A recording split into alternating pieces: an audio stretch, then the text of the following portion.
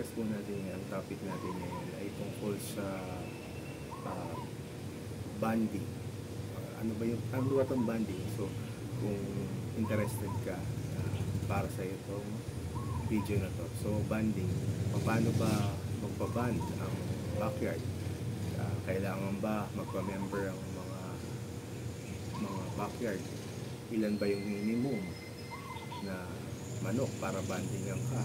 Paano ako makakapagpa-banding? Sino yung nakokontakin ko? So, kung gusto mo masagot yung mga tanong na yan, para sa'yo ang video na to.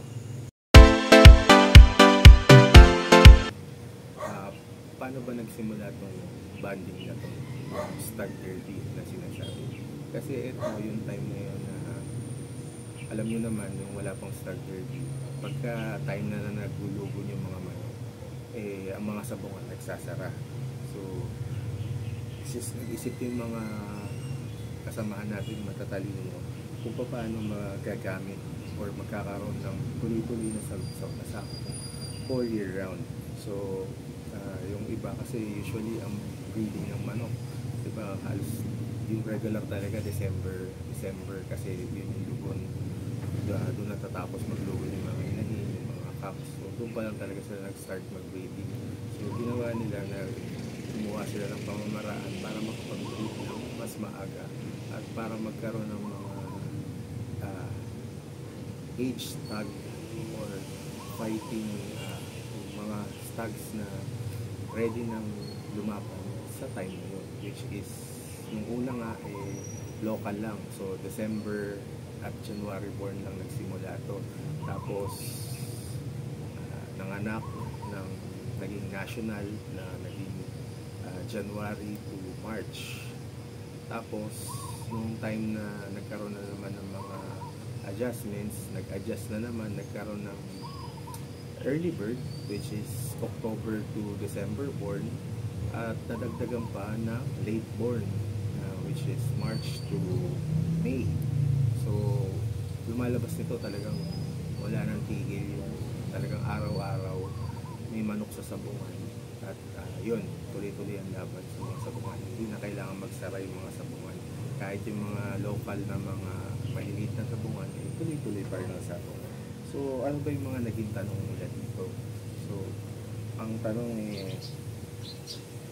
ano ba yung mga associations muna na ito na nagsimula? So yung nagsimula to yung federation ng mga associations, yung NFGP which is yung bakbakan, tapos may mga tao na alam niyo naman na kanya-kanya, hindi magkakasundo, gusto nila sila ay masusunod. So nagtatayo sila ng kanilang mga umbrella associations, kanya-kanya. NFGP, nagkaroon ng digmaan, nagkaroon ng PFGP digmaan, tapos may salpukan, may nagkaroon nagkaroon ng pandemic, lumabas yung WPC yung sa grupo ng Pitmasters. So yun, ang dami mga lumabas na mga associations para maging tuloy-tuloy ang sabong. Yun po. So may tanong,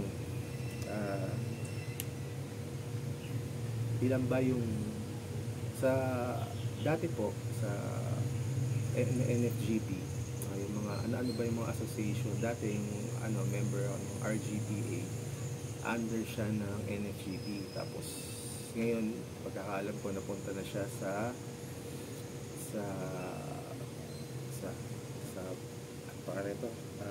WPC, under yung kay Boss Elena Association. Tapos nagtayo ulit yung Rizal ng panibago, hindi ko masyadong medyo mahirap, basta yun yung under sa Texas Sir TJ. So ganun po. So pagka may lumiko, may nagtatayo ng bagong association para tuloy-tuloy pa rin ang ligaya ng mga magsasabong breeders, financiers, at mga ano. So usually pagka ganito po kasi may mga tanong, pwede ba magpa-band ng 20 heads? Pwede naman, kaso para ikaw puntahan ng banding team, kailangan mo bayaran yung minimum nila iba 2,000 or 20 pesos per wing ban ang bayad.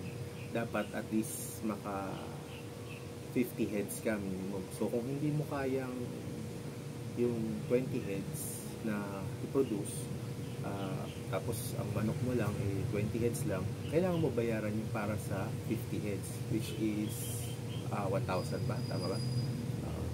So 20 times, mahina ako sa math, 20 times 50, so 1,000 yan, 1,000. Tapos meron pa, syempre isipin nyo rin yung cost din ng mga tao na to, yung hirap nila, yung banding team. May mga, hindi naman lahat nasa kapatagan, yung mga areas na bundok, aakyat pa sila ng bundok at kung ano-ano pa. Tapos hindi lang naman, minsan daming problema nito. Minsan yung stag, pagpunta nila hindi pa nahuhuli, basta daming problema. Tapos pagpunta doon hindi na pala pasado yung mga stags ninyo. So yun yung mga problema na nangyayari. So at yung tanong na to, 20 heads, pwede naman, kaso bayad ka nung whole banding fee para puntahan ka. So may remedy pa rin po tayo dito. So kung may iba kang kapitbahay na may 10, may 20, kayong buuin ninyo, tapos paghati-hatian ninyo yung sisingilin sa inyong banding fee. Tapos bukod pa dito sa banding fee, usually pagka hindi ka member, nire-require ka nila mag-deposit ng pot money. So depende na lang sa situation, pinapag-deposit ka ng pot money para siguradong mag-e-entry ka sa next service. Kasi may mga tao po na nagpapaband lang tapos binibenta lang nila yung manok. Wala namang masama magbenta ng manok. Ang kaso lang, syempre, mas maganda sumubok ka rin ng sarili mo, para masubukan mo rin yung matitigas na laban, para matesting mo rin mismo yung iyong mga manok. So yun po. So, tapos kung isa pa sa mga 20 heads, kung hindi talaga kaya, wala kang mahanap na kahati, at isa pa wala kang mahanap na kaibigan na magpapapunta ng banding team sa iyong area, may mga sabungan na kung saan nagaganap ng mga stag derbies na to ay naggagawa ng mga banding stations. So kailangan natin alamin yung mga banding stations, katulad yung yung bakbakan na, usually nagkakaroon ng banding station to dun sa Marikina, dun sa may Tony Hatchery, sa may Kaagpas. So pwede mo dalhin yung mga stag mo doon para bandingan. So isa pa palang topic, so kailangan yung dadalhin mo na sisiw doon 4x4 yung primary feathers. Kung 4x3 na lang, hindi po nila yung mababandingan. So ano ba ang dapat gawin? So dapat mag-breed tayo ng eksakto dun sa ating mga pinagpapabandingan. Halimbawa, ang target natin yung early bird. So dapat mag-breed tayo September pa lang, nagsasalang na tayo, nagpa-priming na tayo ng ating mga materyales. Tapos usually ginagamit dito mga pullets na yung 9 months eksakto. Yung mga stags nyo rin, yung mga kapullets na kasabay ng mga stags nyo, yun yung ginagamit. Tapos October to December, yung mga pasisiw nun, yun ang eksakto or tatama para sa early bird. And tapos yung susunod, December to January, ito yung mga local banded. So yung mga local association, mga pa-derby ng local association. Tapos yung mga national associations, ginagamit naman nila yung January to March born. Tapos meron po tayong late born, bago lang, pero medyo, ako po experience ko, medyo mahirap talaga buhayin to. So depende na kasi bakit ko po sabi na mahirap ito, kasi ito yung time na nagpalahi ka na ng early bird, ng local, ng national. So kung hindi lang kung unang-una yung materials mo, kung hindi sobrang dami ng materials mo, bukog na. So kailangan din nila magpahinga. Tapos isa pa yung mga area, usually puno na yan. So yung brooder mo, wala ka na masyadong time, kahit na linisin mo siya weekly, sigurado iba pa rin syempre nakakapahinga yung brooder, nakakapahinga ng ilang months bago malagyan ng panibago. So kung bugbog na yung mga facilities mo, so yung sakit prone sa sakit. So yun po. Tapos isa pa, karagdagan, pagka late born, ito na yung time na aabuti na to ng tag-ulan, ng matinding tag-init, tapos biglang sudden change ng tag-ulan. Kaya medyo mahirap talaga bumuhay ng late born. So ano pa ba yung mga tanong? So kung talagang interesado kayo, siguro pwede kayo magpa-member sa mga association, pumunta kayo sa mga poultry supply na malalaki at magtanong-tanong kayo kung sino yung mga members, or magbantay-bantay kayo doon kung sino yung mga members ng association, tapos baka maging kaibigan nyo, pwede kayo makisabay sa banding, or baka kaya nyo magpa-member ng sarili. So iba-iba po to, merong mga association na may membership, merong nagre-require ng membership at medyo mahigpit at kailangan i-endorse kayo ng iba pang members nila para maging member muna kayo. So depende po yan sa criteria at sa area. So yun po. Ano pa ba?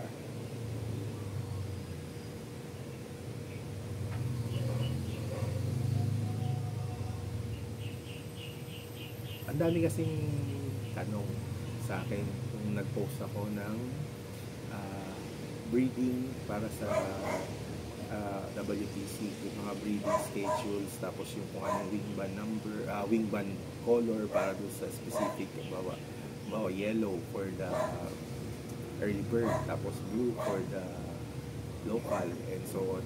Ang dami nilang tanong kung paano magpa-band, kung sino yung kukontakin.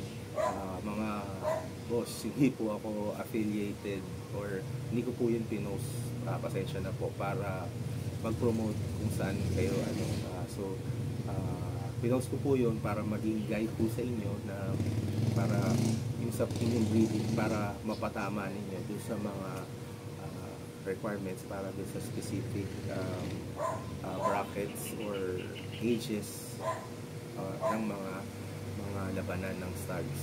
So pasensya na po at hindi ko nasasagot yung mga tanong ninyo kung paano sinong ko kontakin sa Cavite, sinong ko kontakin sa Quezon, kailan ang banding sa Bicol, or whatever.